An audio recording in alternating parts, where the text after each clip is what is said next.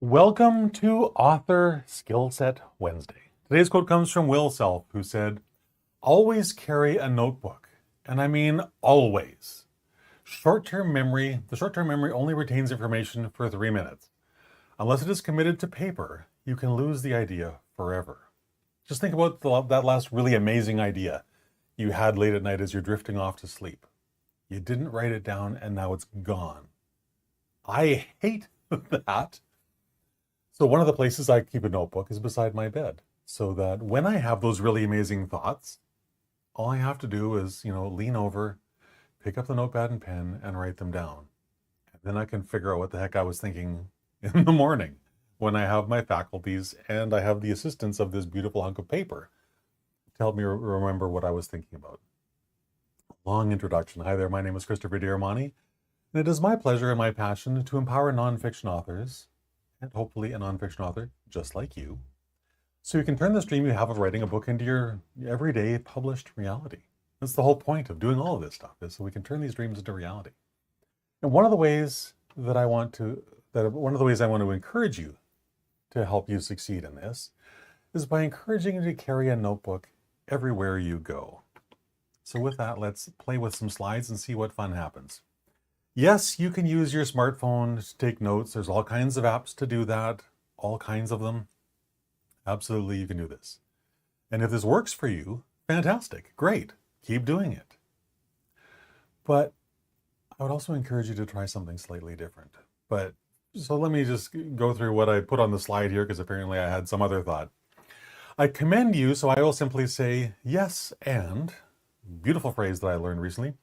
Yes, I love that, and I'll keep using my notebook and pen because there's nothing quite so amazing for me in my life than that tactile beauty of that feel of pen on paper, pen in hand, rolling across the paper and jotting down something that is important in that moment.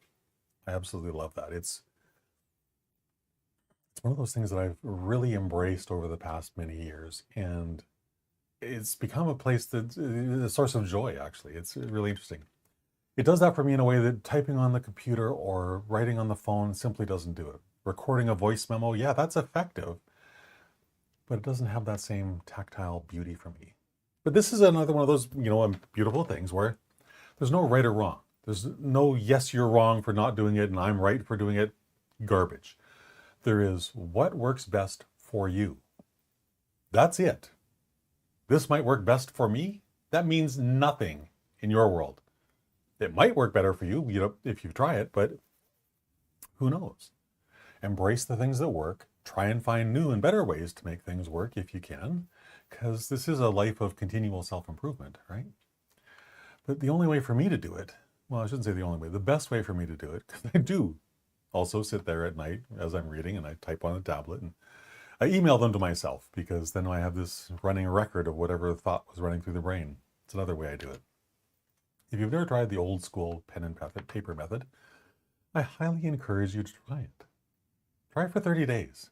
See if it works. Just go to the dollar store, grab a, 50-cent dollar notebook, grab a cheap pen, and carry it everywhere you go. Write down everything that comes to mind in it whenever the moment strikes you.